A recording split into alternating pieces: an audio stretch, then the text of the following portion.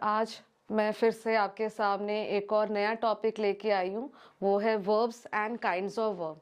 So hello everyone, today I am here to with one more topic, interesting topic, and you can say the most important topic. बहुत ही important topic है verbs and kinds of verb. तो बच्चों, आप लोगों ने आज तक पढ़ा था कि वर्ब मतलब एक्शन वर्ड्स. वर्ब क्या है? एक्शन वर्ड्स है. सही है, एक्शन वर्ड्स हैं. वर्ब जो है एक्शन वर्ड्स हैं. सो इन शॉर्ट क्या कहते हो? जो आप कार्य कर रहे हो वो क्या हो गया? वो वर्ब है. जैसे राम खाना खा रहा है, वो नाच रही है, तो एक्शन चल रहा है, कार्य हो रहा है. तो जो कार्य हो रहा है उसके लिए आप क्या यूज करते हो? वर्ब यूज करते हो. सो उसके साथ हम आज ये देखेंगे कि verb are action words. Exactly true, it is an action words, but something else is also there. आज हम उससे भी ज़्यादा पढ़ेंगे कि verb और कौन कौन से चीज़ें हैं जो verbs है, पर हमने उसे उस तरीके से नहीं देखा, हमने उसको उस तरीके से नहीं सोचा. उसके बारे में आज हम एक्स्ट्रा और हम नॉलेज गेन करेंगे, और मैं अपने एक्सप्लेनेशन के थ्रू आपको ये समझाने की कोशिश करूँगी कि verbs किस लिए यूज़ होता है और किस किस चीज को हम वर्ब कह सकते हैं. So verbs are the words that denote some action. Verbs क्या है? जो कि किसी एक्शन के बारे में, जो कार्य हो रहा है उसके बारे में बताते हैं, और कोई एक्टिविटी हो रही है उसके बारे में बताते हैं, और किस कंडीशन में है वो भी वर्ब है. किस कंडीशन में है वो भी बताते हैं. क्या आपके पास है, सब्जेक्ट के पास क्या है, मीन्स सब्जेक्ट के पास क्या है वो भी वर्ब है. कैसे? फिर से एक बार दोहराएंगे. A verb is a word that is used to indicate the position or condition of the subject. Means किस कंडीशन में verb है और सब्जेक्ट किस कंडीशन में है और सब्जेक्ट के पास क्या है ना, उसे भी हम verb कहते हैं. To denote the action of the subject or what is possessed by the subject. तो सब्जेक्ट के पास क्या है? मैंने पॉजेस का मतलब आपको लास्ट वीडियो में बताया था कि पॉजेस मतलब होता है कि ओनर. पॉजेस मतलब होता है ओनर. आपके पास वो चीज़ आपको बिलोंग करती है, वो आपकी चीज़ है. सो वर्ब ये भी बताता है कि सब्जेक्ट के पास क्या है या सब्जेक्ट किस कंडीशन में है, वो भी वर्ब बताता है. वर्ब खाली एक्शन वर्ड्स ही नहीं है, बल्कि वर्ब ये भी बताता है कि उसके पास क्या है, वो भी वर्ब हुआ. कैसे? Look at this examples. Mother Teresa was the founder of the Missionaries of Charity. So यहाँ पे आप देख रहे हो ये क्या है? यहाँ पे आप देखो वॉज लिखा है, ठीक है. वॉज क्या हो गया? वर्ब है. यहाँ पे सर्व्ड क्या हो गया? ये भी वर्ब है. Mother Teresa was the founder of missionary. Mother Teresa का नाम आप लोगों ने सुना ही होगा, मदर टेरेसा. तो वो बहुत सारी चैरिटी, बहुत सारे अनाथालय, बहुत सारे आश्रमों की तो फाउंडर थी. उन्होंने उनको बनाया था. तो और she served the poor and the sick. तो उन्होंने क्या किया था? उन्होंने पुअर और गरीब और बीमारों की मदद की थी, उनकी सेवा करती थी. मदर टेरेसा जो थी वो गरीबों की मदद करती थी, उनकी सेवा करती थी. इन सेंटेंस वन, ये क्या है? Sentence one. उसका एक्सप्लेनेशन मैंने लिखा है ताकि आप कंफ्यूज ना हो जाओ. In sentence one, was tell the position और the state of being of the subject. Means यहाँ पे क्या बता रहा है? वॉज क्या बता रहा है? यहाँ पे कंडीशन. यहाँ पे वॉज क्या बता रहा है? पहला सेंटेंस में जो वॉज है वो क्या बता रहा है? वो कंडीशन बता रहा है, या मदर टेरेसा का पोजीशन बता रहा है. क्या पोजीशन है? पोजीशन ये है कि वो फाउंडर थी चैरिटी की, जो वो फाउंडर थी. She was the founder of the charity, missionary charities. So या तो आप कह सकते हो कंडीशन बता रहा है, या ये कह सकते हो कि आप पोजीशन बता रहा है. दूसरा क्या है? She serve the poor and the sick. In sentence 2, the verb serve indicates the action of the subject. So serve क्या है? एक्शन हो रहा है ना, यहाँ पे कार्य हो रहा है. सर्व क्या है? यहाँ पे एक्शन हो रहा है. तो Mother Teresa serve the poor. She किसके लिए यूज हुआ है? शी यूज हुआ है मदर टेरेसा के लिए. तो मदर टेरेसा क्या करती थी? दुखियों की, बीमारों की वो सेवा करती थी. She serve the poor and the sick. तो आप यहाँ पे देख सकते हो ये सर्व क्या हो गया, ये this is an action word. ये क्या है, ये एक्शन वर्ड है, मीन्स यहाँ पे कार्य हो रहा है। सो ये क्या हो गया, एक्शन वर्ड्स है। क्लियर। पर ये वॉज है, ये एक्शन वर्ड्स नहीं है, ये एक्शन वर्ड नहीं है। क्या है ये एक्शन वर्ड नहीं है। ठीक है, it is not an action word. Was is not an action word. Was क्या है, यहाँ पे जो हमने लिखा mother Teresa was the founder of the Missionaries of charity. हम मदर टेरेसा के पोजीशन के बारे में बता रहे हैं कि मदर टेरेसा क्या थी, किसकी फाउंडर थी। तो वॉज क्या है, ये वॉज यहाँ पे कार्य नहीं कर रहा है, वॉज उनके पोजीशन को बता रहा है। क्या बता रहा है, मदर टेरेसा के पोजीशन को बता रहा है या मदर टेरेसा के कंडीशन को बता रहा है। तो मैंने भी अभी कहा था कि verb not only says about the action word but it also says about the condition as well as the position of that subject, of the subject. So verb also tell us about the position or the condition of the subject or anything possessed by the subject. So यहाँ पे आप दोनों में difference देखो, यहाँ पे served क्या हो गया, ये एक्शन वर्ड्स है और सब्जेक्ट द्वारा ये कार्य किया जा रहा है, means she serve the poor, means subject जो यहाँ पे कार्य कर रहा है। यहाँ पे क्या है, उनके कंडीशन और पोजीशन के बारे में बताया जा रहा है। तो आपको भी पता है कि वॉज वर्ब है, पर क्यों वर्ब है, हम किस लिए यूज करें, आपको ये नहीं पता। तभी आप लोग कई बार आप लोग कंफ्यूज भी हो जाते हो। समटाइम्स यू गेट कंफ्यूज कि you know clearly that action words, verbs are action words, but we use has also, is also, was also, these are the auxiliary verbs। ठीक है, auxiliary मतलब helping verb है।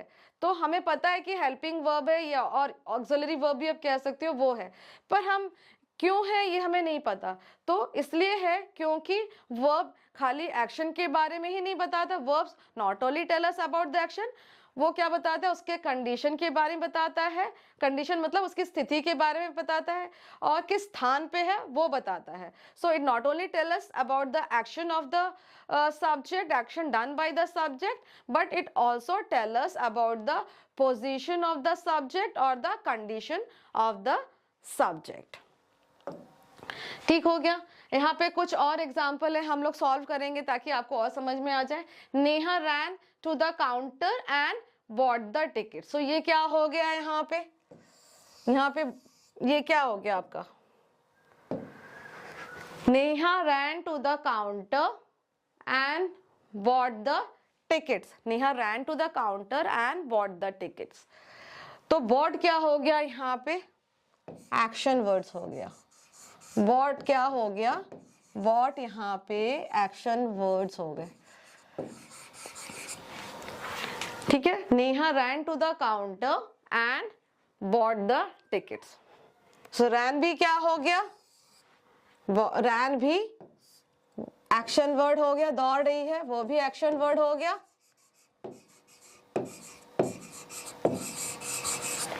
आप अगले sentence में आप देखो, next sentence he is driving his car in the wrong lane, means गलत दिशा, लेन मतलब गलत दिशा में, गलत डायरेक्शन में गाड़ी चला रहा है। So he is driving his car in the wrong lane. So यहाँ पे इज क्या हो गया, इज उसके कंडीशन के बारे में बता रहा है, सब्जेक्ट के बारे में बता रहा है। ऑफ कोर्स ये वर्ब है, हेल्पिंग वर्ब है। ठीक है, मेन वर्ब नहीं है, ये हेल्पिंग वर्ब है, ऑक्सिलरी वर्ब है। और ये क्या बता रहा है, ये सब्जेक्ट के कंडीशन के बारे में बता रहा है। क्या बता रहा है, ये सब्जेक्ट के कंडीशन के बारे में बता रहा है। तो आपने डिफरेंस देखा कि ऑक्सिलरी वर्ब है, ऑक्सिलरी वर्ब भी यूज होता है वर्ब में। So first we are talking about the verbs. So verbs are the action word. It also tell us about the subject, position of the subject or condition of the subject, and helping verbs are also used, that also comes under the verb only. helping verbs is, am, are, ये सारी चीजें क्या है। For example, ये example दे रही हूं मैं आपको, is, am, are, has, have, इसे ये क्या चीजें हैं, ऐसा एक्सेट्रा बहुत सारे हैं ना। तो ये सारी चीजें क्या है आपकी, ये आपकी हो गई ऑक्सिलरी वर्ब्स, ये हो गई आपकी ऑक्सिलरी वर्ब्स, या आप ऐसे भी याद रख सकते हो, इनको हेल्पिंग वर्ब भी बोला जाता है, पर मेनली आप इसको बोलोगे ऑक्सिलरी वर्ब्स, मेनली आप इसको बोलोगे ऑक्सिलरी वर्ब्स। अब यहाँ पे देखो थर्ड सेंटेंस क्या लिखा है, my mother is suffering from severe cold. अब सफरिंग क्या है, सफरिंग क्या हो गया, सफरिंग भी एक्शन वर्ड हो गया, और इज क्या है, इज हो गया helping verb. She bought me a few books from the shop. अब बॉट क्या हो गया, ये भी एक्शन वर्ड्स हो गया, ठीक है, ये क्या हो गया bought, bought is a third form of bring, and buy bought bought, buy का थर्ड फॉर्म है, मीन्स पास्ट पार्टिसिपल है, so V3, so bought me a few books, so ये भी क्या हो गया, this is also an action word, this is also an action word. Rita is a brilliant girl. अब ये क्या बता रहा है, ये क्वालिटी बता रहा है रीता की, और क्या वो पॉजेस करती है, क्या उसके पास में है, तो क्या पॉजेस करती है, ये क्या है, brilliant means she is intelligent, बहुत विद्वान है, ब्रिलियंट है, तो उसके बारे में बता रहा है, किसके बारे में बता रहा है, सब्जेक्ट के बारे में बता रहा है, तो ये क्या है, ये भी वर्ब हो गया, कैसा वर्ब है ये ऑक्सिलरी वर्ब है, कैसा वर्ब है ये ऑक्सिलरी वर्ब है, और या आप कह सकते हो हेल्पिंग वर्ब। तो यहाँ पे उसके रीता के क्या वो पॉजेस करती है, क्या उसके पास है, तो उसके बारे में बता रहा है, ठीक है। फिर से हम देखेंगे, Neha ran to the counter and bought the tickets. तो यहाँ पे आप देखो रैन दौड़ना, दौड़ना क्या हो गया, एक्शन वर्ड्स, बॉट क्या हो गया, खरीदना, ये भी एक्शन वर्ड्स हो गया। सेकेंड सेंटेंस में you can C he is driving his car in the wrong lane, means he is driving the car in the wrong direction, so is talking about the condition or what he is doing, what the subject is doing, it is talking about that. So is an auxiliary verb, and driving is an main verb, you can say V1 you can say, or action words you can say, anything you can say. अब जो ये थोड़ा सा topic से main verb, ठीक है, बहुत सारे नाम है, जैसे आप लोग के निक नेम होते हैं ना, एक आप लोग का एक घर का नाम होता है, एक स्कूल का नाम होता है, कई बच्चे ऐसे होते हैं उनका ऐसा नाम होता है कि स्कूल के लिए अलग नाम रखा, घर में प्यार से बहुत लोग कुछ और नाम से आपको बुलाते हैं। सो मेन वर्ब को हम V1 भी कहते हैं, वर्ब का फर्स्ट फॉर्म भी कहते हैं, हम इसको base form of the verb भी कहते हैं, base form of the verb भी कहते हैं इसको, ठीक है। और हम क्या करते हैं, इसके लिए हम root form of the verb भी कहते हैं, रूट फॉर्म ऑफ द, दोबारा मैं बताऊंगी इसको, root form of the verb भी कहते हैं, रूट फॉर्म, दोबारा मैं इसको यहाँ पे अच्छे से लिख के आपको बताती हूँ। ये देखिए, my mother is suffering from severe cold, तो इज क्या हो गया, हेल्पिंग वर्ब हो गया, एंड सफरिंग क्या हो गया, मेन वर्ब हो गया। यहाँ पे she bought me a few books from the shop, so bought क्या हो गया, एक्शन वर्ड हो गया। Rita is a brilliant girl, so is talking about what Rita possess, Rita के पास क्या है उसके बारे में बता रहा है, इज, सो वर्ब है लेकिन किसके अंडर में आएगा, ऑक्सिलरी वर्ब के अंडर में आएगा।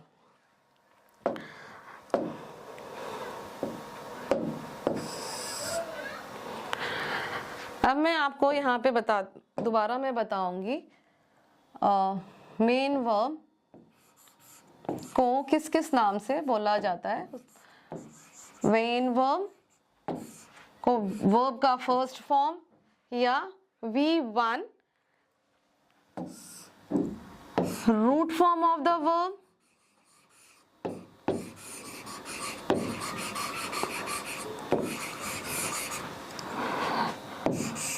Root form of the verb, फिर इसको हम base form of the verb भी कहते हैं। सो आप देख रहे हो एक वर्ब के कितने सारे नाम हैं, base form of the verb, और एक और नाम है main verb and principal verb.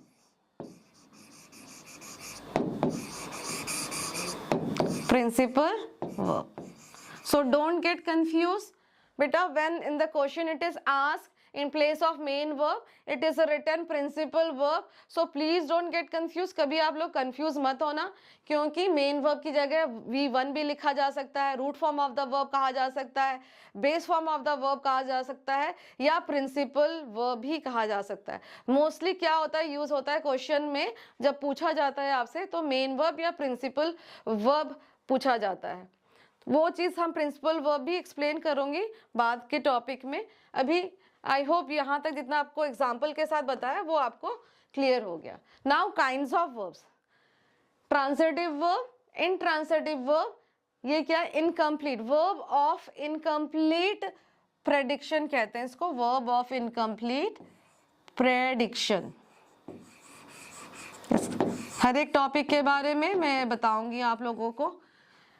नाम सुना ही होगा, kinds of verb 3 are there, transitive verb, intransitive verb and verbs of incomplete prediction. Transitive verb are those which complete its meaning and it should have an object. Means transitive verb में एक object होना बहुत ज़रूरी है, बिना object के transitive verb complete नहीं है। कैसे अपना meaning complete करेगा transitive verb? The transitive verb are the verb which can complete its meaning by the help of an object. So object is very important in the transitive verb, but in intransitive verb there is no need of object, it complete its meaning by itself. अभी एक एक topic को हम देखेंगे यहाँ पे। Transitive verb, Seema bought. Now I am explaining you from example to rule. Before this one मैं आपको रूल से एग्जाम्पल जा रही थी, इस टॉपिक में पर्टिकुलरली मैंने आपको एग्जाम्पल से मैं आपको रूल तक ले जा रही हूँ ताकि आपको कॉन्सेप्ट क्लियर हो जाए। Okay, read the sentences given below. Seema bought candies, the girl open the door. In this sentence आपको पता है ये बॉट क्या हो गया, ये वर्ब हो गया, ओपन क्या हो गया, ये भी वर्ब हो गया। So Seema bought candies and the girl opened the door. So each sentence अगर हम सिर्फ लिखे सीमा बॉट, सीमा अगर हमने लिखा सीमा बॉट, यहाँ पे कुछ नहीं लिखा, तो सीमा बॉट वॉट, कोई मीनिंग नहीं निकल रहा है। सीमा ने खरीदा, तो इससे कोई मीनिंग निकल रहा है, कोई अर्थ निकल रहा है, कोई अर्थ नहीं निकल रहा है, कोई मीनिंग नहीं निकल रहा है। तो एक कोई ऑब्जेक्ट होना चाहिए ना सेंटेंस को कंप्लीट करने के लिए, जिसका कोई अर्थ निकले। वो अपने आप में तो मीनिंग कंप्लीट नहीं कर रहा है, तो हमें एक ऑब्जेक्ट चाहिए जिससे कि ये जो सेंटेंस है ये कंप्लीट हो जाए। तो यहाँ पे हमने क्या ऑब्जेक्ट लगाया है, ये कैंडीज। कैंडीज क्या हो गया, कैंडीज ऑब्जेक्ट हो गया, कैंडीज क्या हो गया, ऑब्जेक्ट हो गया। अब दूसरा देखो, the girl open the door. अगर मैं यहां पे लिखूं द गर्ल ओपन्ड, अगर मैं यहां पे लिखूं द गर्ल ओपन्ड, है ना, लड़की ने हमारे पास पूरा मीनिंग नहीं आ रहा, the sentence does not make its complete meaning, so we need an object to complete its meaning. The girl opened the door, क्या है ऑब्जेक्ट यहाँ पे, डोर ऑब्जेक्ट है। हमने डोर लगाया तो ये ऑब्जेक्ट हुआ। सो व्हाट इज डोर हियर, ये डोर क्या हो गया, डोर यहाँ पे हो गया आपका ऑब्जेक्ट। तो हम इसका डेफिनेशन हम ऐसे लिख सकते हैं, मैं यहाँ पे लिख रही हूँ, आप चाहे तो लिख सकते हो। व्हाट आर ट्रांजिटिव वर्ब, ये बहुत इंपॉर्टेंट टॉपिक है। ट्रांजिटिव वर्ब क्या है? What is transitive verb? ठीक है, क्या हो गया transitive verb? Verb which requires an object to complete its meaning is called as transitive verb. Verb which requires an object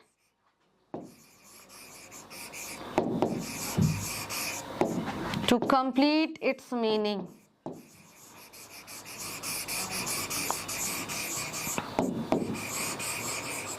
Verb which requires an object to complete its meaning is called as transitive verb. क्या कहते हैं उसे?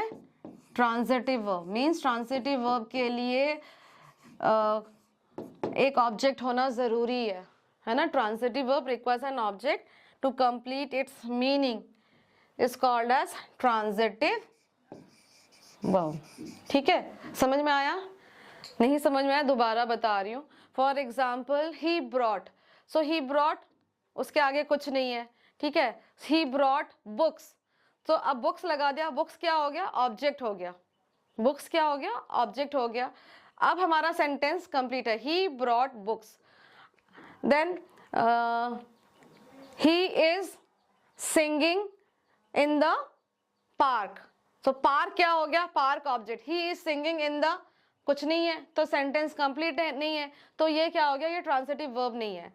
सो transitive verb क्या है? जिसके लिए object होना बहुत जरूरी है टू कंप्लीट इट्स मीनिंग। उसके मीनिंग को कंप्लीट करने के लिए, उसको उसका सेंस निकले, उसका अर्थ निकले, इसके लिए ऑब्जेक्ट होना बहुत जरूरी है। So what is transitive verb? Transitive verb are the verb which requires an object to complete its meaning. So afterwards I will be explaining you about the object.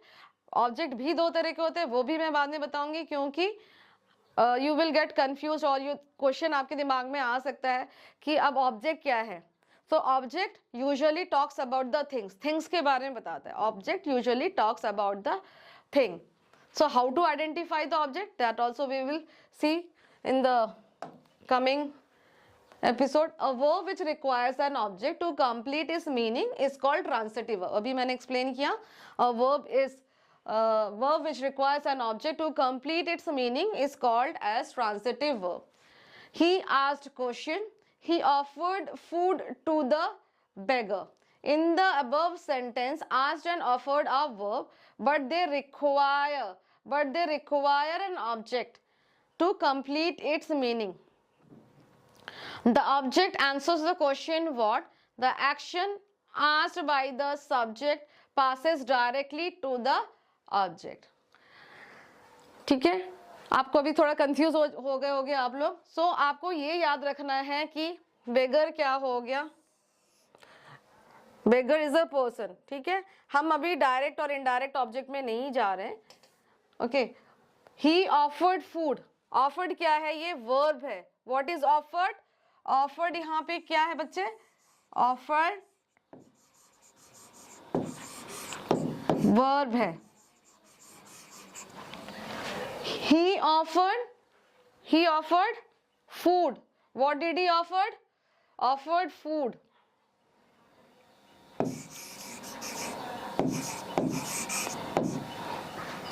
Food क्या हो गया? ऑब्जेक्ट।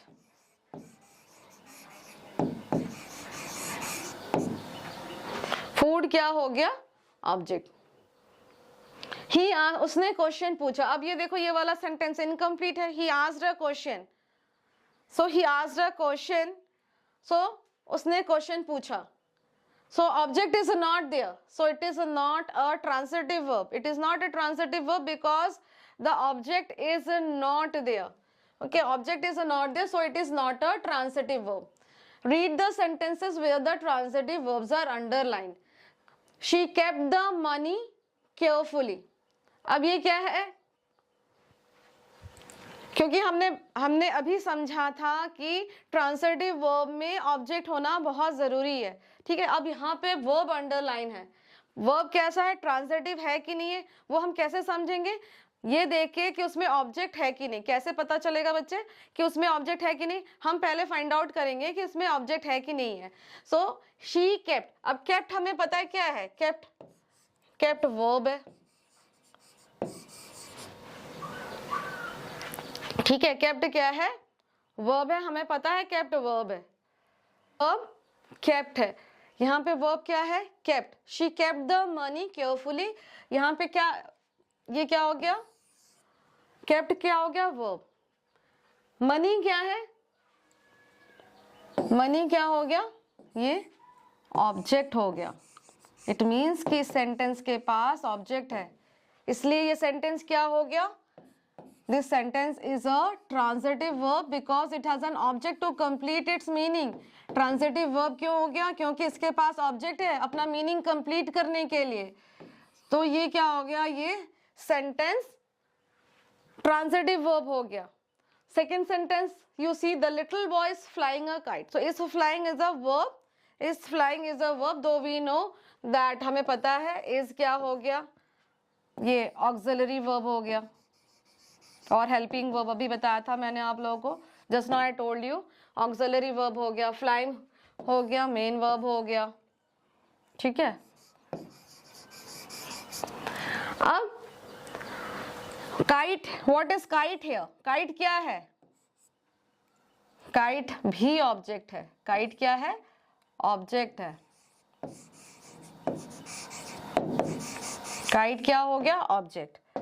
इट मीन्स ये sentence क्या हो गया, the little boy is flying a kite, so ये भी transitive verb हो गया। What is this, this is also a transitive verb. Understood, समझ में आया आप लोगों को, ट्रांजिटिव वर्ब हो गया। क्यों, क्योंकि इसके पास ऑब्जेक्ट है। पहले सेंटेंस में she kept the money carefully, उसने पैसों को ध्यान से रखा। केप्ट क्या हो गया, मेन वर्ब हो गया।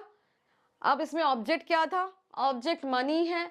सो इस सेंटेंस के पास ऑब्जेक्ट है अपनी मीनिंग को कंप्लीट करने के लिए, ये ट्रांजिटिव वर्ब हो गया।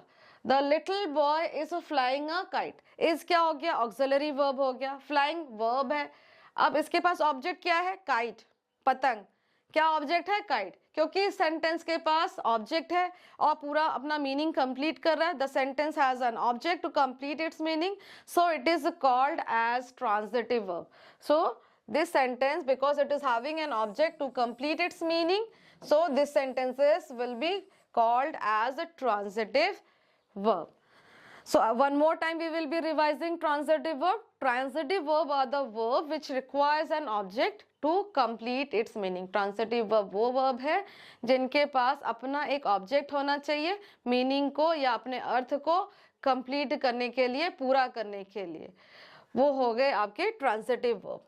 Now there are two kinds. अभी मैंने ऑब्जेक्ट के बारे में बताया था और मैंने बोला भी था कि अभी मैं आपको ऑब्जेक्ट के बारे में बताऊंगी।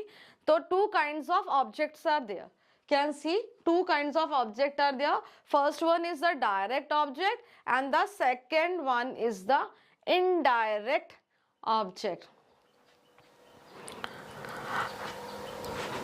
Direct object you can say, आप लिख सकते हो, ये क्लू है एक, आंसर्स द क्वेश्चन, मतलब आप डायरेक्ट ऑब्जेक्ट को फाइंड आउट करने के लिए ये क्वेश्चन अपने आप से पुट कर सकते हो कि answers the question verb, what question you can put, verb plus what. जो आंसर आपको मिलेगा वो क्या हो गया आपका, इज डायरेक्ट ऑब्जेक्ट। क्या हो गया आपका, डायरेक्ट ऑब्जेक्ट। एक और चीज क्या है डायरेक्ट ऑब्जेक्ट के बारे में, it usually talks about things. It usually talks about things.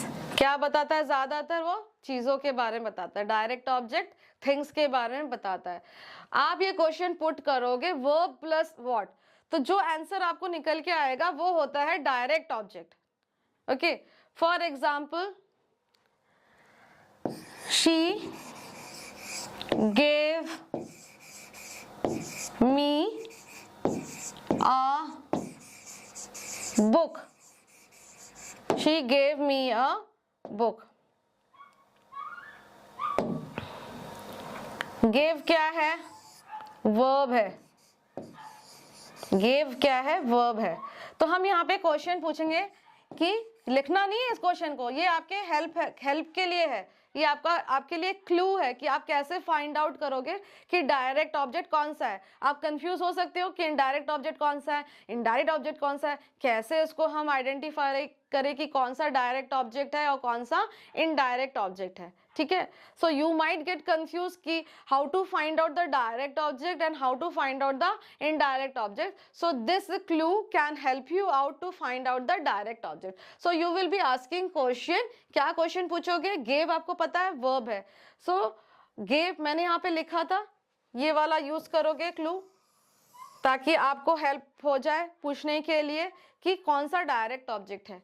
Gave यहाँ पे मैंने लिखा है gave. Now what, gave what, मैं ये क्वेश्चन पूछ रही हूँ गेव व्हाट, आपको क्या जवाब मिल रहा है? Gave book. क्या जवाब मिल रहा है? गेव व्हाट, क्या दिया? बुक दी. सो यहाँ पे बुक आपका क्या हो गया? Direct object. ठीक है, बुक क्या हो गया आपका? Direct object.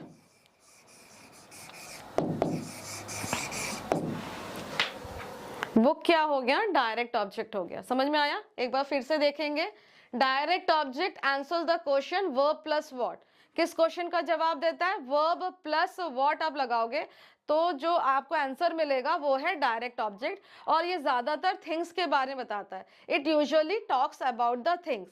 सो मैंने एक यहाँ पे एग्जाम्पल लिखा. I written an example over here, you can see. She gave me a book. क्या एग्जाम्पल लिखा मैंने? उदाहरण क्या लिखा? She gave me a book. Gave क्या है? गेव वर्ब है. मैंने यहाँ पे क्या लिखा था? Gave plus what. So gave what, क्या आंसर मिल रहा है आपको यहाँ पे? यहाँ पे कौन सा आंसर मिला? बुक. क्या दिया? बुक दिया. बुक क्या हो गया आपका? Direct object. क्लियर? बुक क्या हो गया? अब डायरेक्ट ऑब्जेक्ट. तो आपको ये समझ में आ गया डायरेक्ट ऑब्जेक्ट कैसे फाइंड आउट करते हैं? आप लोगों को समझ में आ गया कि कैसे फाइंड आउट करते हैं डायरेक्ट ऑब्जेक्ट. अब हम देखेंगे इनडायरेक्ट ऑब्जेक्ट. हम क्या देखेंगे? इनडायरेक्ट ऑब्जेक्ट को देखेंगे. इनडायरेक्ट ऑब्जेक्ट, अभी मैंने आपको डायरेक्ट ऑब्जेक्ट बताया, ये क्या हो गया? हम देखेंगे इनडायरेक्ट ऑब्जेक्ट को हम कैसे फाइंड आउट करेंगे. Indirect object, it answer the question, answers the question to whom, मतलब किसको दिया गया. It answers the question to whom. It answers the question to whom. It usually talks about person. उसमें things के बारे में बोलते हैं direct object. It usually talks about things.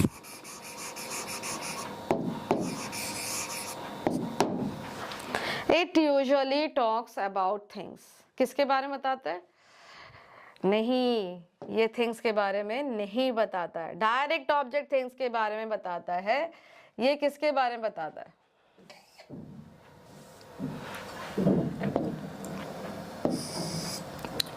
Direct object क्या करता है? थिंग्स के बारे में बताता है. पर indirect object usually talks about person, लोगों के बारे में बताता है. For example he, him, person, first person, second person. है ना, थर्ड पर्सन, उनके बारे में usually, I am not saying every time, हमेशा नहीं, लेकिन मोस्टली, मोस्ट फ्रीक्वेंटली, ज्यादातर आप इनडायरेक्ट ऑब्जेक्ट में देखोगे क्या है, it is talking about the person. Direct object, what is the difference between direct object and indirect object, वो भी मैं अभी कॉलम बना के आप लोगों को बताऊंगी. फिर से देखते हैं indirect object. It answers the question to whom, किसको दिया गया. It usually talks about the person. अभी मैंने एग्जाम्पल लिखा था ये वाला, वही एग्जाम्पल दोबारा लिख रही हूं मैं. He gave me a book. He gave me a book. तो हमने ये देखा था gave क्या है, verb है. gave क्या है, verb है. book, gave what, ये हो गया आपका डायरेक्ट ऑब्जेक्ट. मैं do लिख रही हूँ डायरेक्ट के लिए. नाउ हमने यहाँ पे क्या देखा था कि it answers the question to whom the book was given, किसको दिया गया, मी. क्या हो रहा है ये, me. To whom the book was given, to whom the book was given, so book was given to me. So me यहाँ पे क्या हो गया, मी ये इनडायरेक्ट ऑब्जेक्ट हो गया. ठीक है, that is why I told you indirect object. It answers the question to whom, it usually talks about the person. ठीक है, आप कैसे फाइंड आउट करोगे इनडायरेक्ट ऑब्जेक्ट को, to whom he gave me a book. So direct object के लिए gave plus what, you are getting the answer book. ठीक है, डायरेक्ट ऑब्जेक्ट को फाइंड आउट करने के लिए आपने क्या क्लू लगाया, gave what, तो क्या जवाब मिला आपको, बुक. बुक क्या हो गया आपका, डायरेक्ट ऑब्जेक्ट हो गया.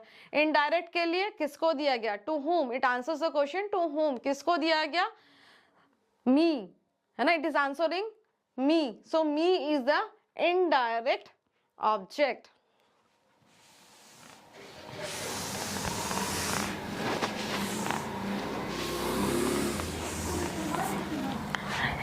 एक बार हम ऐसे भी देख लेंगे ताकि एक साथ आपको डिफरेंस पता चले. यहाँ पे हम लिखते हैं डायरेक्ट ऑब्जेक्ट, साथ साथ में हम देखेंगे ताकि आपको और ये क्लियर हो जाए. डायरेक्ट ऑब्जेक्ट, ये क्या हो गया आपका, इनडायरेक्ट ऑब्जेक्ट. ऑलरेडी लिखा हुआ है indirect object. Direct object, it answer the question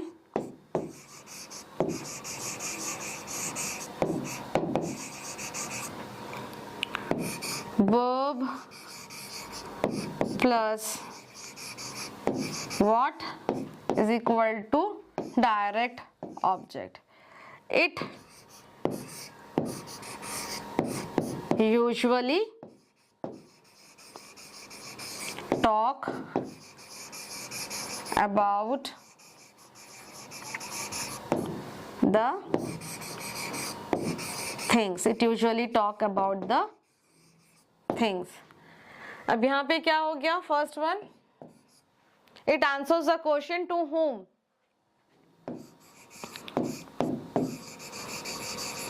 It answer the question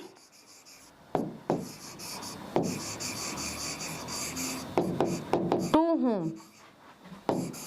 किसका जवाब देता है, किसको दिया गया, किसके लिए, वो हो गया आपका इनडायरेक्ट ऑब्जेक्ट. इट यूजुअली, ज्यादातर, it usually talks about person.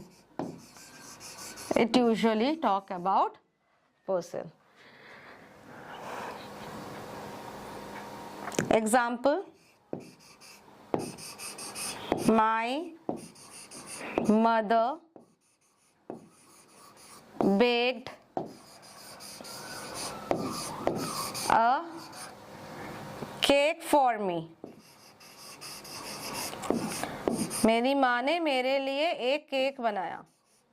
ठीक है, सो यहाँ पे बेक्ड क्या हो गया आपका? बेक्ड, बेक्ड क्या हो गया? बेक्ड हो गया आपका वर्ब हो गया। My mother baked, baked what? Baked, आप क्वेश्चन पूछ रहे हो, बेक्ड व्हाट? क्या आंसर आ रहा है आपका? आपका यहाँ पे आंसर क्या आ रहा है? ये केक आ रहा है आंसर। और अच्छे से यहाँ पे लिखती हूं मैं, आप लोगों को क्लियर दिखेगा। My mother, my mother baked a cake for मी। मेरी माँ ने मेरे लिए एक केक बनाया, बेक किया। यहाँ पे आप देखो बेक्ड क्या है? बेक्ड क्या है? बेक्ड वर्ब है। मैंने आप लोगों को एक क्लू दिया था डायरेक्ट ऑब्जेक्ट फाइंड आउट करने के लिए, वो क्या था? Baked plus what? Baked plus what? Baked what मतलब बेक्ड व्हाट? क्या बेक किया? केक। तो केक क्या हो गया यहाँ पे? केक आपका क्या हो गया? दिस वन, ये हो गया आपका direct object. For whom? whom question आ रहा है, किसके लिए बनाया? मेरे लिए बनाया। तो ये मी क्या हो गया आपका? Indirect object. मी क्या हो गया आपका? Indirect object. किसके लिए बनाया? मेरे लिए बनाया। ठीक है, समझ में आया आप लोगों को? My mother baked a cake for me. Baked is a verb and you are asking the question baked what? You are getting the answer cake. For whom she baked? For me. So me is a indirect object. So now from this sentence आप ये देख सकते हो cake क्या एक चीज है। तो मैंने कहा था कि डायरेक्ट ऑब्जेक्ट ज्यादातर चीजों के बारे में बताता है, एंड मी क्या हो गया? पर्सन हो गया। इनडायरेक्ट ऑब्जेक्ट क्या हो गया यहाँ पे? मी हो गया।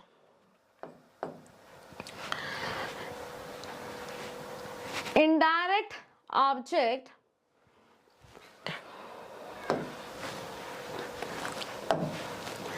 indirect object is a person or thing that receives the direct object. He gave me a camera. ठीक है, indirect object is the person or thing that receives the direct object. अब आप देखो इसका मतलब क्या है कि he gave me a camera, यही वाली चीज मैंने अभी आप लोगों को एक्सप्लेन की थी। he gave me a camera. So gave what? क्या आंसर आ रहा है? कैमरा। सो कैमरा क्या हो गया यहाँ पे? Direct object. Give what? Give camera. Which word tell us who receive the camera? किसने रिसीव किया, है ना? It answers the question whom. उसी को मैंने यहाँ पे ऐसे लिखा है कि which word tell us who received the camera? किसने रिसीव किया? यहाँ पे आंसर आ रहा है me is the indirect object. Grandma baked a cake for me. अब ग्रैंडमा सब्जेक्ट हो गया, वर्ब क्या है यहाँ पे? बेक्ड है। Cake baked what? क्या बेक किया? केक। आप यहाँ पे क्वेश्चन पूछ रहे हो ना आपके हेल्प के लिए, ताकि आपको डायरेक्ट ऑब्जेक्ट आप फाइंड आउट कर लो। So baked what? Baked what? Baked cake. क्या बेक किया? केक को बेक किया। किसके लिए बेक किया? For whom. किसके लिए बेक किया? मेरे लिए। तो केक क्या हो गया आपका? Direct object. मी क्या हो गया आपका? Indirect object. ओके, फिर से हम देखते हैं। Indirect object is a person और thing that receive the direct object. अब कौन रिसीव कर रहा है? सब्जेक्ट जो है वो ऑब्जेक्ट को रिसीव कर रहा है। सब्जेक्ट है वो ऑब्जेक्ट को रिसीव कर रहा है। पर आप कैसे फाइंड आउट कर, ऑब्जेक्ट रिसीव कर रहा है, पर आप कैसे फाइंड आउट करोगे कि ये डायरेक्ट ऑब्जेक्ट है कि नहीं है, या indirect? Means I want to say that whether it is a direct object और indirect object, how will you come to know that it is a direct object or indirect object? So you will answer the question gave what? So you are getting the answer, this one, camera. Camera is the answer. Gave what? Gave camera answer आ रहा है। So camera is the direct object. Now to whom it was given, to whom it was given, who is the one it was given, किसको दिया गया था, question आता है to whom, क्या आंसर मिल रहा है, me, so me क्या हो गया यहाँ पे, indirect object.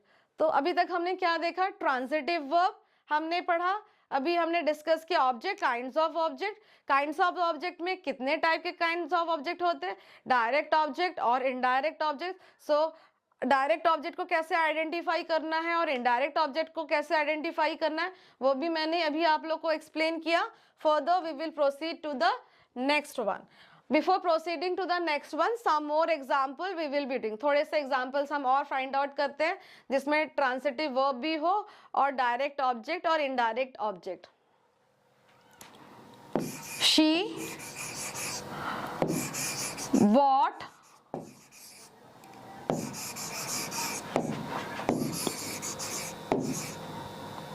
food for her or herself also, it can be herself। एक दो और एग्जाम्पल लिखेंगे।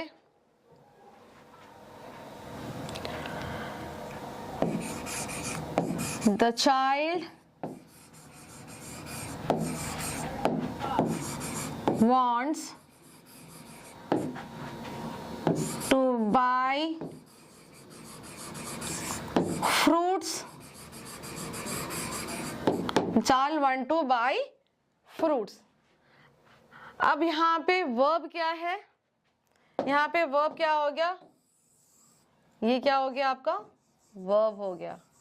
हम क्या क्वेश्चन पूछेंगे डायरेक्ट ऑब्जेक्ट को फाइंड आउट करने के लिए, verb plus what, verb plus what. आपको क्या आंसर आ रहा है, ये फ्रूट्स। तो फ्रूट्स क्या हो गया आपका डायरेक्ट ऑब्जेक्ट, और ये वर्ब क्या हो गया, ट्रांजिटिव वर्ब। ये वर्ब क्या हो गया आपका, transitive verb.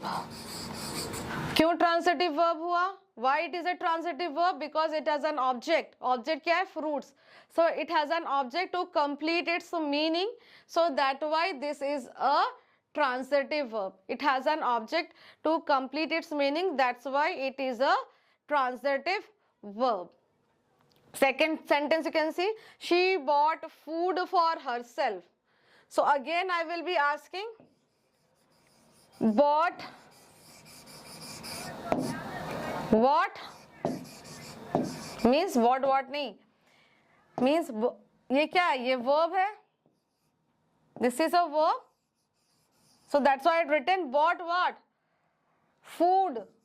so food is the direct object। क्या खरीदा, इसका जवाब मिल रहा है खाना, food। so food is the direct object। अब दूसरा क्वेश्चन इसमें ये भी आ जाता है, किसके लिए, फॉर whom, किसके लिए खरीदा, herself। so herself is the, ये क्या हो गया आपका, herself is the indirect object। ठीक है, तो ये सेंटेंस क्या हो गया, क्योंकि इसमें डायरेक्ट ऑब्जेक्ट है, ऑब्जेक्ट है to complete its meaning, meaning को कंप्लीट करने के लिए ऑब्जेक्ट है। सो ये सेंटेंस भी, ये वर्ब क्या हो गया, इसको हम कहेंगे transitive verb. We will call it as a transitive verb. क्या बोलेंगे इसको, हम इसको बोलेंगे ट्रांजिटिव वर्ब। ठीक है, अंडरस्टूड। सो दो सेंटेंस मैंने, दो एग्जांपल लिखा। आप पहले वाले में आप देखोगे कि उसमें इनडायरेक्ट ऑब्जेक्ट नहीं है। जरूरी नहीं है कि हर एक सेंटेंस में इनडायरेक्ट ऑब्जेक्ट हो, किसी सेंटेंस में हो भी सकते हैं, किसी में नहीं भी हो सकते। It is not necessary that every sentence will have a direct object और indirect object. It may be there, it may not be. So according to that we have to see that sentence, if it isn't having an object, so it is a transitive verb। हमें बस ये याद रखना है कि जिस sentence में object है वो ट्रांजिटिव वर्ब है, जिस सेंटेंस में नहीं है वो इंट्रांजिटिव वर्ब है। डायरेक्ट ऑब्जेक्ट क्या है, वर्ब प्लस व्हाट, जो आंसर आपको मिल रहा है वो डायरेक्ट ऑब्जेक्ट हो गया। ठीक है, और टू होम जिसका आंसर मिल रहा है वो आपका हो गया इनडायरेक्ट ऑब्जेक्ट। अब कुछ क्वेश्चन मैंने ये दिया है आप लोगों को, आप देख सकते हो। Read the following sentences, underline the verb and circle the object in each sentence. A few sentence have both direct and indirect object. एक मैं बताऊंगी, आज तक आप लोगों को किसी ने होमवर्क नहीं दिया होगा, पर आज मैं आप लोगों को होमवर्क भी दे रही हूँ, और इसको आप आंसर मुझे कमेंट बॉक्स में लिख के बताओगे कि इसके आंसर्स क्या होंगे। आई विल अप्रिशिएट, मैं खुश होंगी कि अगर आप लोगों ने इसको समझ के इसको समझ के जो भी मैंने अभी एक्सप्लेन किया, वॉट एवर आई एक्सप्लेन, उसको सुन के समझ के अगर आप इसको सॉल्व करोगे तो मैं बहुत अप्रिशिएट करूँगी आप लोग को।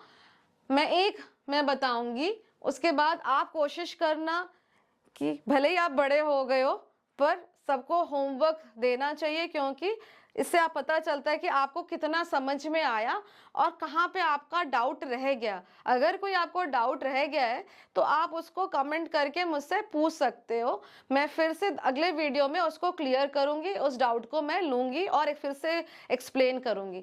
एक यहाँ पे मैं कर रही हूँ, आपको सॉल्व कर रही हूँ। गिरीश पेंटेड द कॉटेज, यहाँ पे क्या लिखा है, इन सेंटेंस को पढ़ो, वर्ब को अंडरलाइन करो, circle the object in each sentence. Means आपको ऑब्जेक्ट को सर्कल करना है और फिर बताना है कि जो सर्कल किया ऑब्जेक्ट है वो डायरेक्ट ऑब्जेक्ट है या इनडायरेक्ट ऑब्जेक्ट है। यहाँ पे क्या लिखा है, Girish painted the cottage. Painted क्या होगा आपका, वर्ब हो गया, ठीक है। अब कॉटेज क्या हो गया, पेंटेड व्हाट, क्या आंसर मिल रहा है आपको, पेंटेड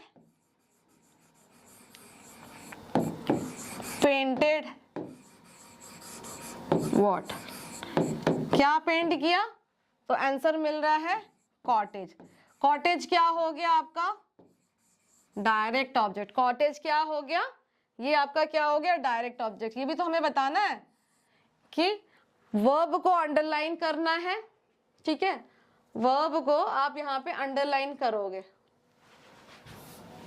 वर्ब को अंडरलाइन करना है और ऑब्जेक्ट को सर्कल करना है। सर्कल करने के बाद आपको बताना है कि ये डायरेक्ट ऑब्जेक्ट है या इनडायरेक्ट ऑब्जेक्ट है।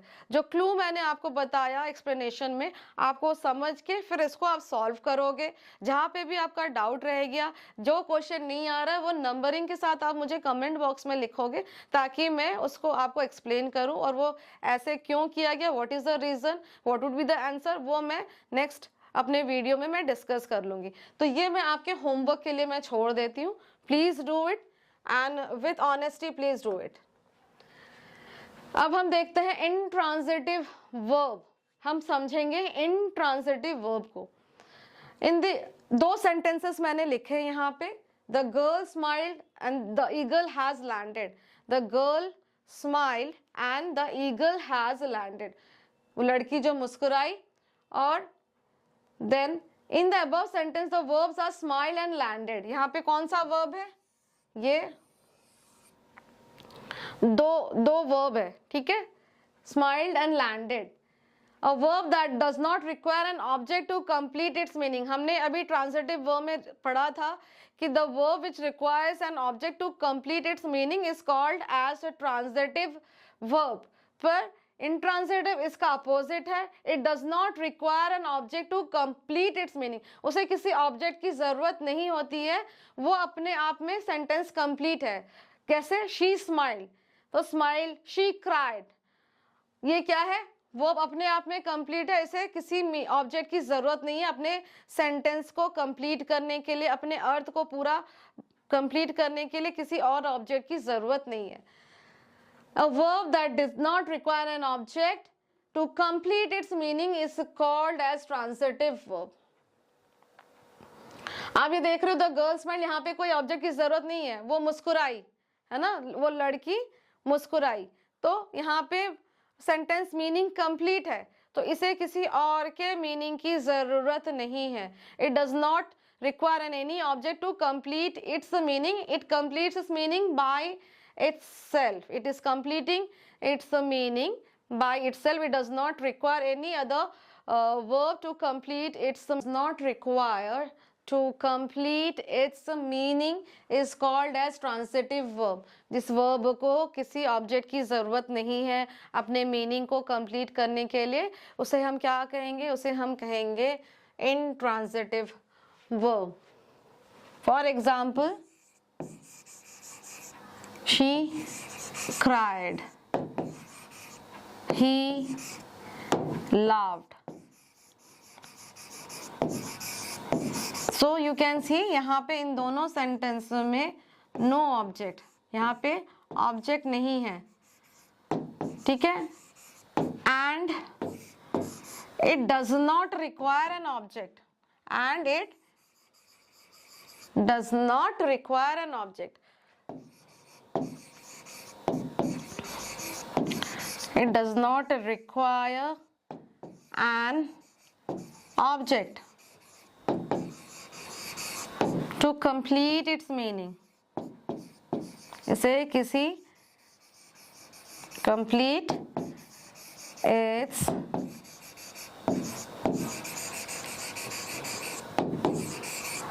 मीनिंग, इसे किसी ऑब्जेक्ट की ज़रूरत नहीं है अपना मीनिंग कंप्लीट करने के लिए, इसे किसी ऑब्जेक्ट की ज़रूरत नहीं है अपना मीनिंग कंप्लीट करने के लिए, अपने आप में कंप्लीट है, ठीक है. She cried, he लाव्ड, he ran.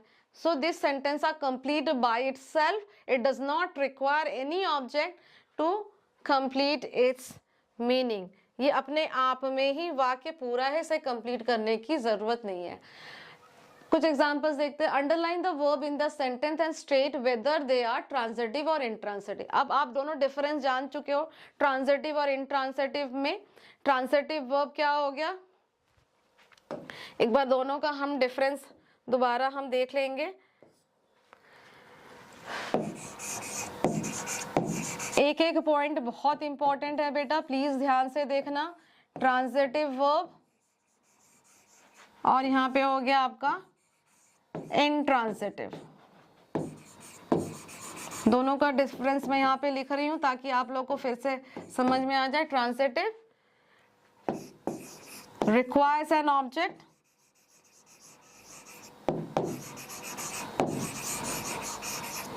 requires an object to complete its meaning.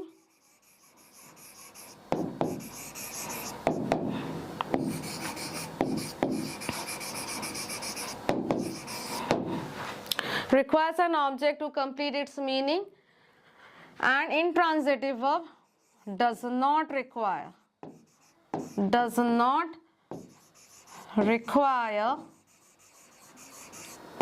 an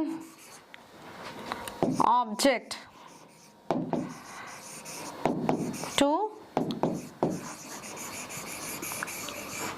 complete its meaning.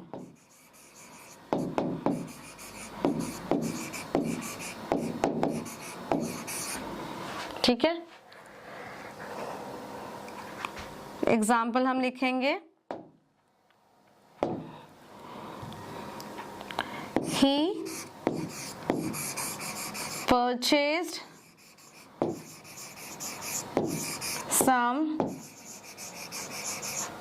books. उसने कुछ बुक खरीदा. तो यहाँ पे ये एग्जाम्पल है.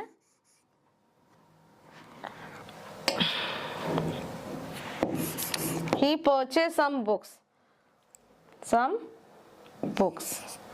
ठीक है. ये बुक्स क्या हो गया आपका, ऑब्जेक्ट हो गया. What is book here, book क्या हो गया बेटा, बुक यहाँ पे ऑब्जेक्ट हो गया. तो ट्रांजिटिव वर्ब में ऑब्जेक्ट होना जरूरी है अपना वर्ब, अपना मीनिंग कंप्लीट करने के लिए. ये क्या हो गया, ये वर्ब हो गया.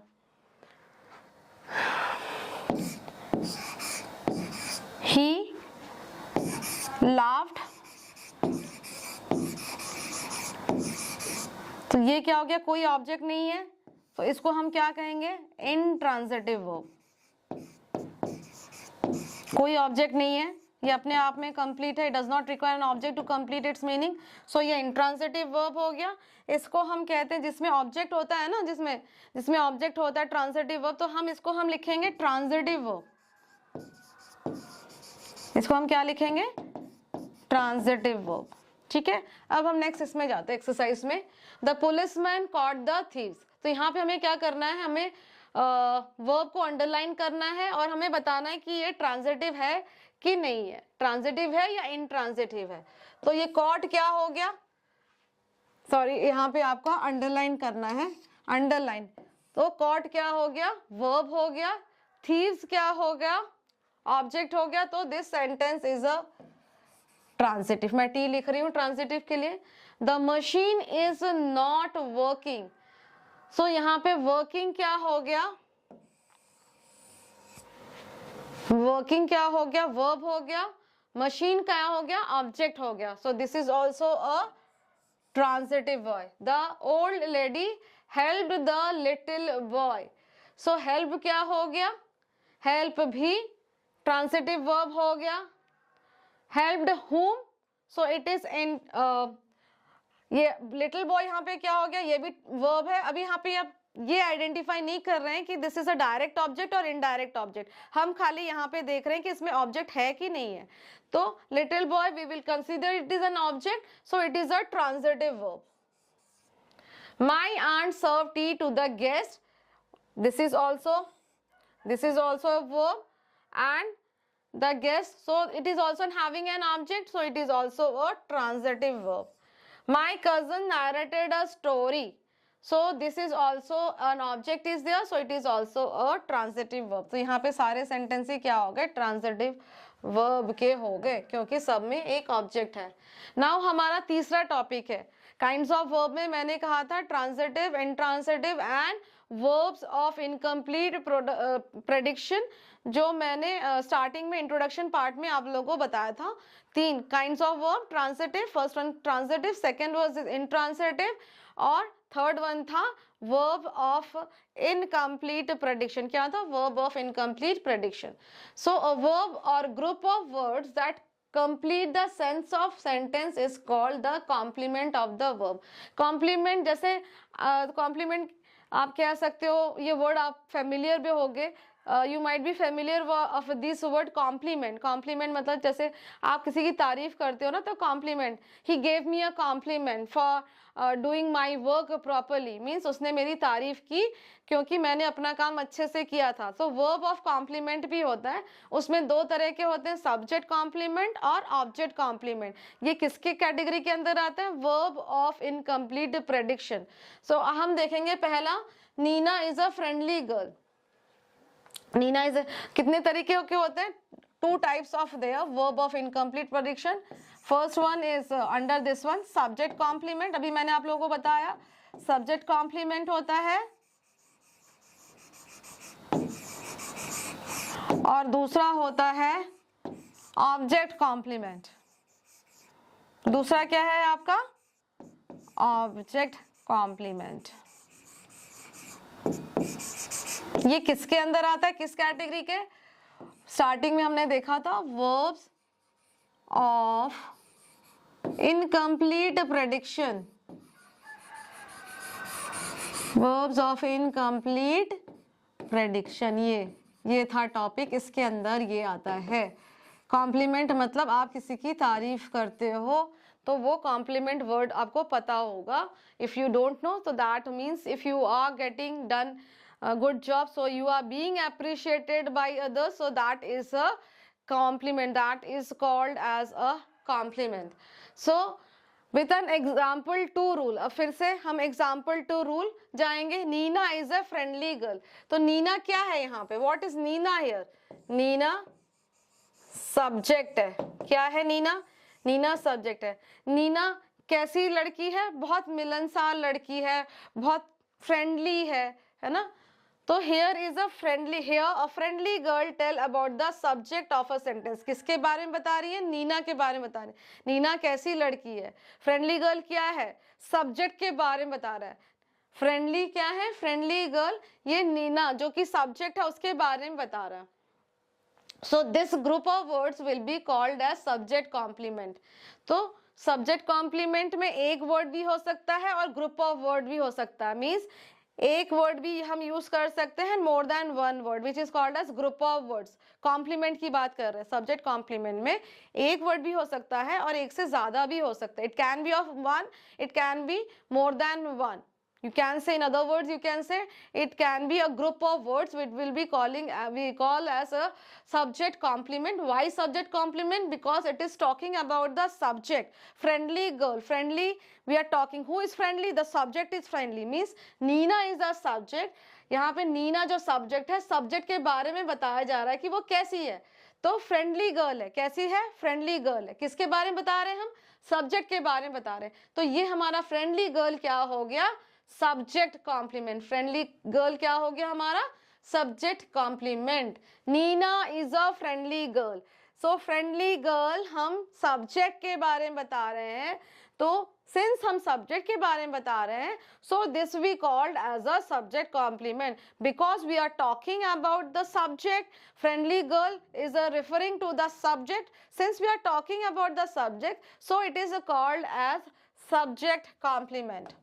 इसको हम क्या कहेंगे? Subject complement. When the complement of the verb tell us something about the subject, कोई भी कॉम्प्लीमेंट, वर्ब कॉम्प्लीमेंट सब्जेक्ट के बारे में बताता है, उसे हम कहते हैं सब्जेक्ट कॉम्प्लीमेंट। उसे हम क्या कहेंगे? हम कहेंगे सब्जेक्ट कॉम्प्लीमेंट। कोई भी वर्ब अगर सब्जेक्ट के बारे में बता रहा है तो उसे हम कहेंगे सब्जेक्ट कॉम्प्लीमेंट। अब हम देखेंगे ऑब्जेक्ट कॉम्प्लीमेंट। मैंने कहा था वर्ब ऑफ इनकम्प्लीट प्रेडिक्शन के अंदर में दो आती हैं, सब्जेक्ट कॉम्प्लीमेंट और ऑब्जेक्ट कॉम्प्लीमेंट। सब्जेक्ट कॉम्प्लीमेंट मैंने भी आप लोगों को बताया। दूसरा हमारा क्या है? Object complement. I consider him trustworthy. अब ट्रस्टवर्दी क्या है? यहाँ पे हम ये आइडेंटिफाई नहीं कर रहे कि ये डायरेक्ट ऑब्जेक्ट है या इनडायरेक्ट ऑब्जेक्ट है। हिम क्या है? ऑब्जेक्ट है। ट्रस्टवर्दी विश्वासी है ना, हम जिस पे विश्वास कर सकते हैं, ट्रस्ट कर सकते हैं, तो विश्वासी कहेंगे। सो आई कंसिडर हिम ऑब्जेक्ट। अब ये ऑब्जेक्ट हो गया आपका। ये क्या है? हिम क्या है? This is an object. Object के बाद में हमने कॉम्प्लीमेंट लगाया, उसको तारीफ की, है ना। कैसे जाना जाता है उसकी? या तो आप कह सकते हो he is known for his honesty. ठीक है, ईमानदारी। वो किसके लिए मशहूर है? वो अपनी ईमानदारी के लिए मशहूर है। तो ऑब्जेक्ट के बाद ये कॉम्प्लीमेंट आया, इसीलिए हम इसे कहेंगे ऑब्जेक्ट कॉम्प्लीमेंट। अगर सब्जेक्ट के बारे में बताया जाता है और उसके बाद में आता है तो वो सब्जेक्ट कॉम्प्लीमेंट हुआ। अगर ऑब्जेक्ट के बाद आता है और ऑब्जेक्ट के बारे में बताया जाता है तो वो आपका हो गया object complement. When the complement of the verb gives us additional information about the object, ये क्या हो गया आपका? एडिशनल, एक्स्ट्रा इंफॉर्मेशन देता है ऑब्जेक्ट के बारे में। ठीक है, जब कॉम्प्लीमेंट ऑफ द वर्ब क्या करता है? एक्स्ट्रा इंफॉर्मेशन देता है उस ऑब्जेक्ट के बारे में, तब उसे हम कहते हैं ऑब्जेक्ट कॉम्प्लीमेंट। तब उसे हम क्या कहेंगे? हम उसे कहेंगे ऑब्जेक्ट कॉम्प्लीमेंट। ठीक है, जब कोई कॉम्प्लीमेंट ऑफ द वर्ब, कोई वर्ब एक्स्ट्रा इंफॉर्मेशन, जब कोई वर्ब एक्स्ट्रा इंफॉर्मेशन देता है ऑब्जेक्ट के बारे में या एडिशनल और इंफॉर्मेशन हम ऐड कर रहे हैं उसमें और इंफॉर्मेशन हम जोड़ रहे हैं, तो उसे हम कहेंगे ऑब्जेक्ट कॉम्प्लीमेंट। जैसे शी, ये हम सब्जेक्ट कॉम्प्लीमेंट देख रहे हैं। She is a good girl. Simple सा सेंटेंस लिया, इसमें शी आपका क्या है? शी सब्जेक्ट है। शी क्या हो गया आपका? सब्जेक्ट है।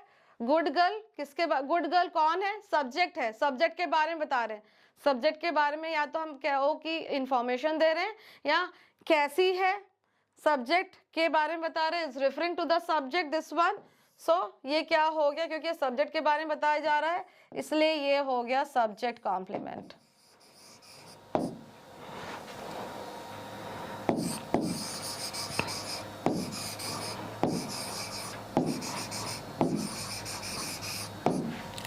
एक और हम देखेंगे सेंटेंस, ही सब्जेक्ट कॉम्प्लीमेंट का। He is very lazy. Lazy मतलब आलसी। कैसा है वो?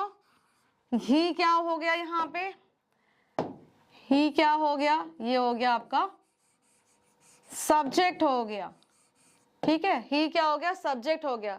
अब ये लेजी कौन है, ये सब्जेक्ट के बारे में हम बता रहे हैं ना, लेजी कौन है, लेजी जो है सब्जेक्ट है उसके बारे में बता रहे हैं, तो ये क्या हो गया, सब्जेक्ट कॉम्प्लीमेंट, क्योंकि हम सब्जेक्ट के बारे में बता रहे हैं इसलिए ये हो गया आपका सब्जेक्ट कॉम्प्लीमेंट, ठीक है। तो which says about the subject, so it is a subject complement because this sentence, this words are saying about the subject, since it is saying about the subject so it is a subject complement, क्योंकि subject के बारे में बता रहा है तो ये क्या हो गया आपका subject complement। अब हम देखेंगे object complement। He is known for his honesty,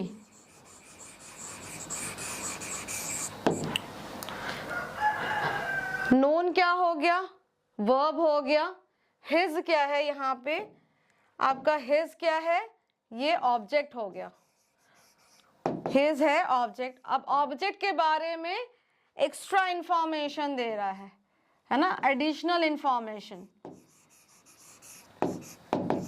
object के बारे में एडिशनल इंफॉर्मेशन दे रहा है ये।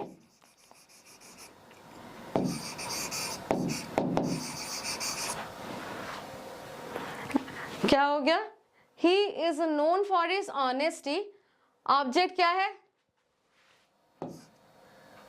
his है, एडिशनल इंफॉर्मेशन कौन दे रहा है, ये ऑनेस्टी। तो ऑनेस्टी क्या हो जाएगा अब, this will be called as object complement, क्योंकि ऑब्जेक्ट के बाद में यूज हुआ है, ऑब्जेक्ट के लिए एक्स्ट्रा इंफॉर्मेशन यूज हो रहा है, इसलिए आप इसको कहोगे ऑब्जेक्ट कॉम्प्लीमेंट। सब्जेक्ट के बारे में बताया गया, very easy, if it talks about the subject so it is a subject complement, if it talks about the object and give extra information about the object so we will call as an object complement. Now you can see the following sentences, read the following sentence and circle the intransitive verb। पहला वाला हमने किया था transitive, यहाँ पे आपको verb को underline करना है और आपको बताना है कि इंट्रांसिटिव वर्ब है कि नहीं। Underline the complement of the verb, और क्या करना है आपको यहाँ पे कॉम्प्लीमेंट ऑफ द वर्ब। अब यहाँ पे ये नहीं आइडेंटिफाई करना है कि ये सब्जेक्ट कॉम्प्लीमेंट है या ऑब्जेक्ट कॉम्प्लीमेंट है, आपको यहाँ पे सीधे सीधे, क्योंकि सब्जेक्ट कॉम्प्लीमेंट और ऑब्जेक्ट कॉम्प्लीमेंट हमने पढ़ा था किस कैटेगरी के अंदर, verbs of incomplete prediction.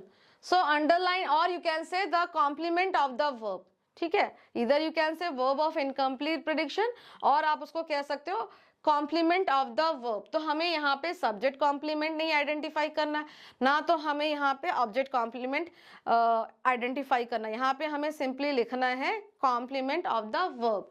The bells were ringing loudly, तो किसके बारे में बोला जा रहा है, ये बेल्स के बारे में बोला जा रहा है। बेल क्या हो गया, what is bell here, bell is the subject, ठीक है, बेल क्या हो गया, subject.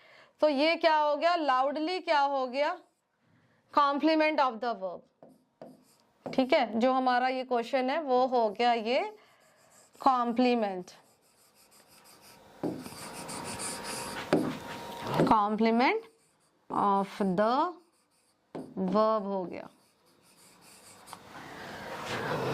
He walked leisurely, he walked leisurely, तो ये क्या हो गया, ये लेजरली क्या हो गया, यहाँ पे लिखा है ना मैं इंट्रांसिटिव वर्ब, यहाँ पे कोई ऑब्जेक्ट नहीं है, ये हमारा हो गया इंट्रांसिटिव वर्ब। और ये क्या हो गया आपका वॉक क्या हो गया, और इसके साथ इंट्रांसिटिव वर्ब है and then it is a intransitive verb तो है, पर ये सब्जेक्ट के बारे में बता रहा है, सो हमें सब्जेक्ट कॉम्प्लीमेंट तो नहीं लिखेंगे, पर हम यहाँ पे लिखेंगे वही कॉम्प्लीमेंट ऑफ द वर्ब। आशा करिए सबको समझ में आ रहा होगा आप लोगों को, क्योंकि हमें यहाँ पे सब्जेक्ट कॉम्प्लीमेंट या ऑब्जेक्ट कॉम्प्लीमेंट आइडेंटिफाई नहीं करना है, हमें simple complement of the verb लिखना है। I bought a toy car. अब टॉय कार क्या हो गया, ऑब्जेक्ट है, तो ये तो ट्रांजिटिव हो गया, but I bought a toy car, so इसमें क्या है कॉम्प्लीमेंट ऑफ द वर्ब, इसमें कॉम्प्लीमेंट कुछ भी नहीं है, इसमें सब्जेक्ट के बारे में बताया जा रहा है, ठीक है। तो ये क्या हो गया आपका, again the same thing, it is not a intransitive, it is a transitive verb. The students welcomed the teacher, so this is also कैसा सेंटेंस है, ऑब्जेक्ट है, तो ये हो गया आपका ट्रांसिटिव वर्ब, बट यहाँ पे हमें इंट्रांसिटिव करना है। ये क्या हो गया, again complement of the verb. She is feeling exhausted, she is feeling exhausted क्या हो गया, सब्जेक्ट के बारे में बता रहा है, और exhausted this is a intransitive verb. ये क्या आपका हो गया, कोई ऑब्जेक्ट नहीं है, ये इंट्रांसिटिव वर्ब हो गया, और कॉम्प्लीमेंट ऑफ द वर्ब।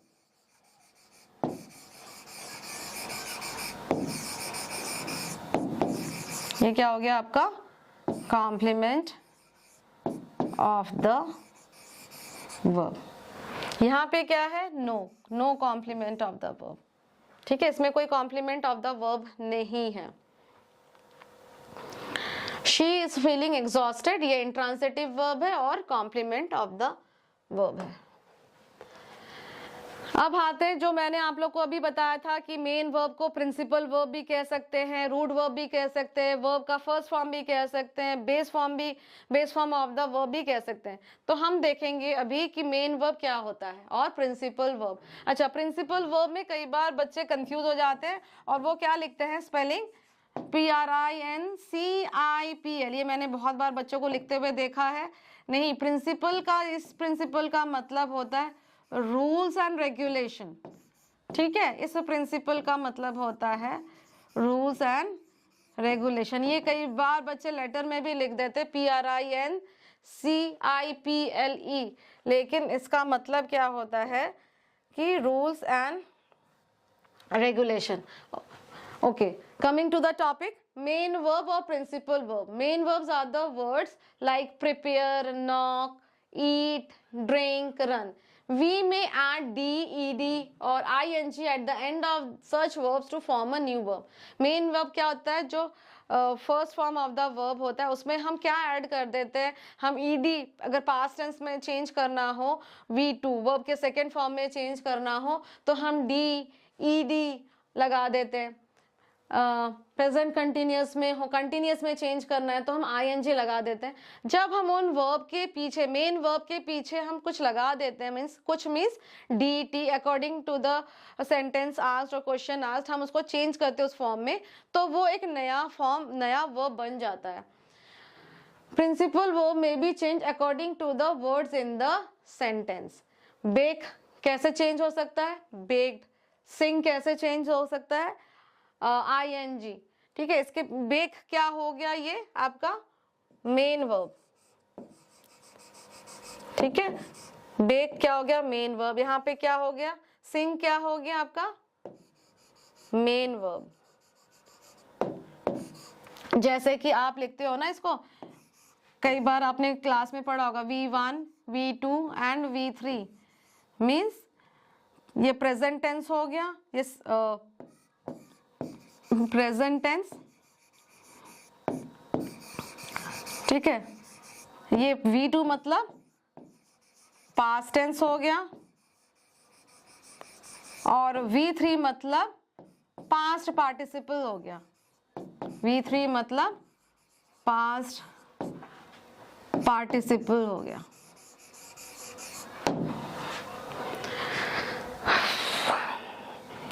अब देखो, sing first form of the verb हो गया, मतलब ये मेन वर्ब है या प्रिंसिपल वर्ब है, ये मेन वर्ब है या प्रिंसिपल वर्ब है, ठीक है। सिंग क्या हो गया, ये मेन वर्ब और प्रिंसिपल वर्ब। अब सिंग को हम चेंज करें सेकेंड फॉर्म में, sang हो गया।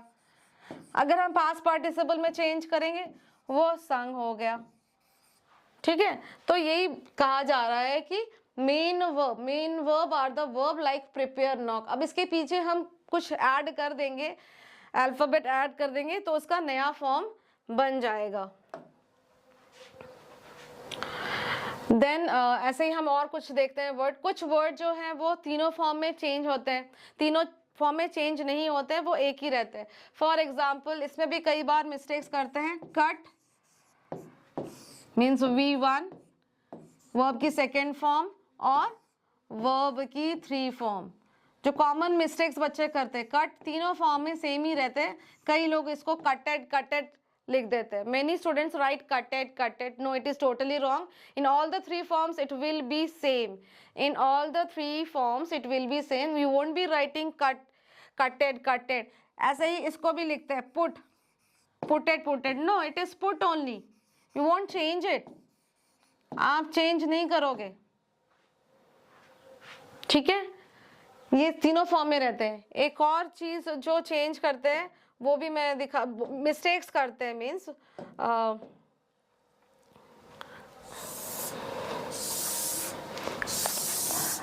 कुछ वर्ड्स ऐसे हैं वर्ब में वो फ्रीक्वेंटली मिस्टेक्स होती हैं बच्चों से।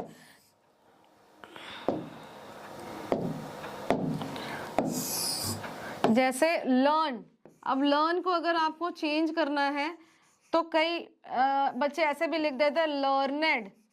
अब लर्न और लर्नेड, लर्न का लर्नेड नहीं होगा, लर्न का क्या होगा आपका, लर्न का क्या होगा, learned, you will just add T, learned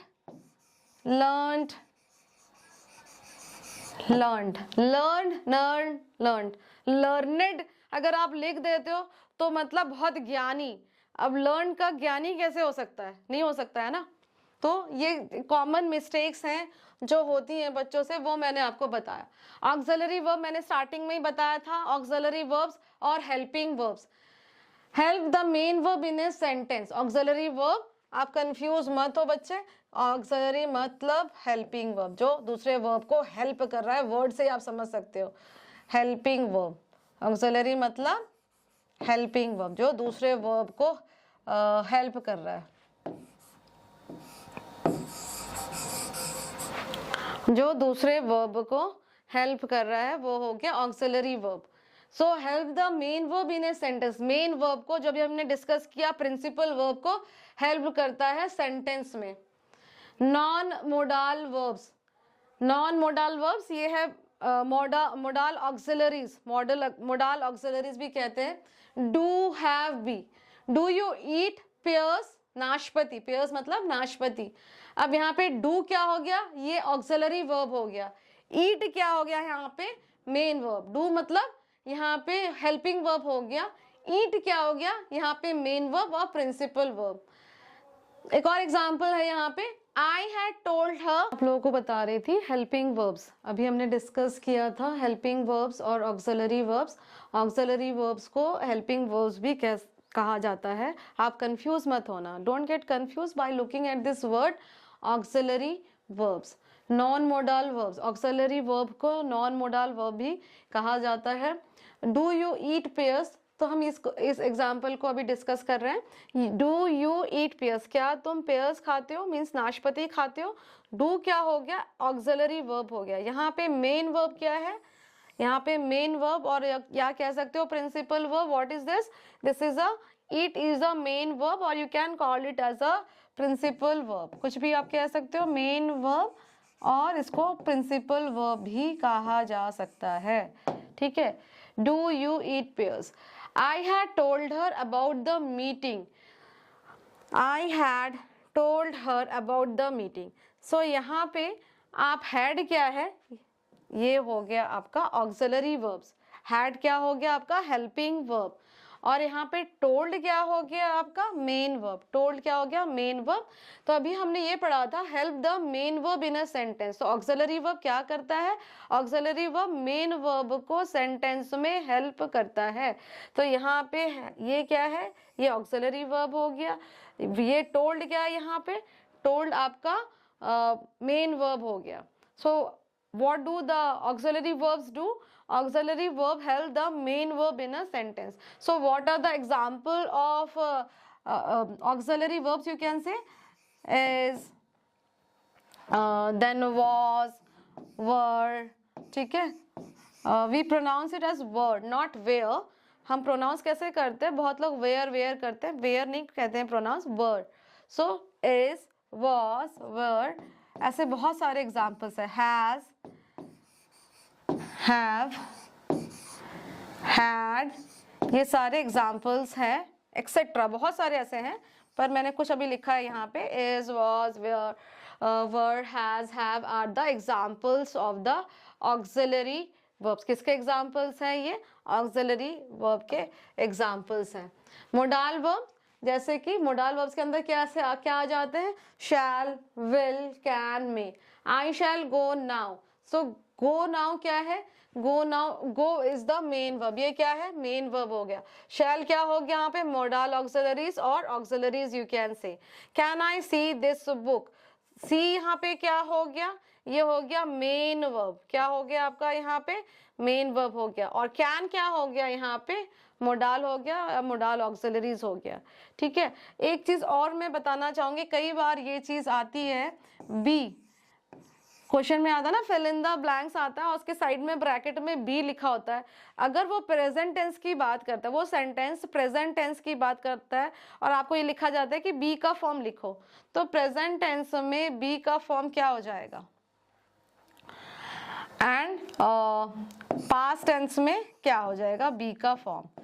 तो पास्ट टेंस में बी का फॉर्म हो जाता है was और were according to the sentence. अगर सिंगुलर है तो was आ जाएगा पास्ट टेंस में, और प्लूरल है तो were आ जाएगा.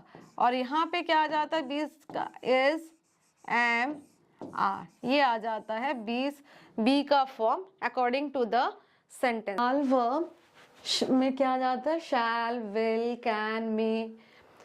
आई शैल गो, तो यहाँ पे क्या हो गया आपका एग्जाम्पल? शैल हो गया आपका मोडाल ऑक्सिलरीज, गो हो गया आपका मेन वर्ब. या तो मेन वर्ब भी कह सकते हो, या प्रिंसिपल वर्ब, या वर्ब का first form, anything you can से. इसमें भी देखो नेक्स्ट एग्जाम्पल एक और दिया है, can I see this book. तो यहाँ पे क्या हो गया? मोडाल ऑक्सिलरीज हो गया, सी हो गया मेन फॉर्म. फिर हम अभी देख रहे थे, एक और चीज हम देख रहे थे कि बी का फॉर्म है ना. बी का फॉर्म कई बार क्वेश्चन में पूछा जाता है और आप कंफ्यूज हो जाते हो, तो बी की जगह आप क्या लिखते हो? फिल इन द ब्लैंक्स में डैश लिखा रहता है और ब्रैकेट में बी लिखा रहता है. तो कई लोग इसको क्या करते हैं? बी को बीइंग बना देते हैं. नहीं, बी को बीइंग नहीं बनाओगे. अकॉर्डिंग टू द सेंटेंस आप उसमें ऐड करोगे. या तो अगर प्रेजेंट टेंस की बात कर रहा है, सिंगुलर की बात कर रहा है, इज लगाओगे. अगर आई है तो उसके साथ एम लगाओगे. अगर प्लूरल की बात कर, सिंगुलर है तो इज, प्लूरल है तो आर, आई है तो उसके साथ एम जाएगा. और ये किसके लिए होता है? ये वाला, ये प्रेजेंट टेंस में यूज होता है बी के साथ. ये बी के साथ यूज होता है आपका. ठीक है. और अगर पास्ट टेंस की बात हो गया, बी का क्या फॉर्म हो जाएगा? वॉज और वर हो जाएगा. तो आज हमने क्या क्या डिस्कशन किया? हमने, आप देख सकते हो, हमने देखा कि अभी तक हमने देखा ऑक्सिलरी वर्ब्स. अभी हमारा लास्ट टॉपिक क्या चल रहा था? हमारा ऑक्सिलरी वर्ब्स. ऑक्सिलरी वर्ब्स मतलब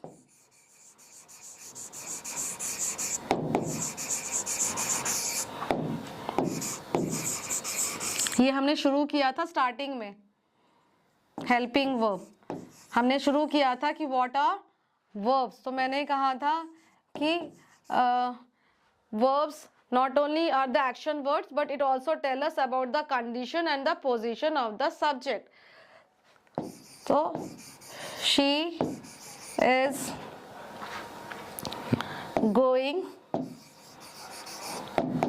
to the market.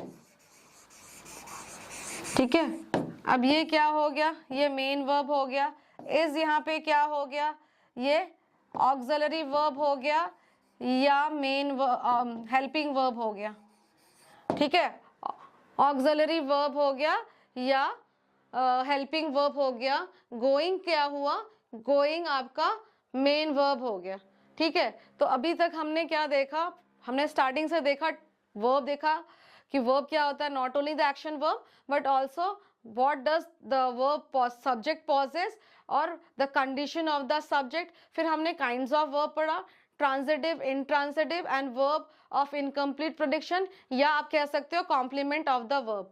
फिर हमने डायरेक्ट एंड इनडायरेक्ट ऑब्जेक्ट भी पढ़ा कि डायरेक्ट ऑब्जेक्ट आप कैसे आइडेंटिफाई करोगे, इनडायरेक्ट ऑब्जेक्ट आप कैसे आइडेंटिफाई करोगे, difference between direct and indirect object, then the difference between the transitive and intransitive verb, then I have told you about main verb, principal verb और auxiliary verbs. आशा करती हूँ आप सबको ये वीडियो में सब कुछ समझ में आ गया होगा. अगर आपको कोई कंफ्यूजन है, कोई क्वेरी है, कोई डाउट है, तो आप कमेंट बॉक्स में लिख सकते हो. और आपको मैं थैंक यू बोलना चाहती हूँ आपका प्यार देने के लिए और वीडियो को लाइक करने के लिए. आशा करती हूँ जो भी मैंने एक्सप्लेन किया हो आपको समझ में आए. मेरा मेन फोकस है कि आपका एक एक डाउट मैं क्लियर करूँ, आपका कॉन्सेप्ट क्लियर करूँ. Thanks for joining and seeing the video. Thank you so much.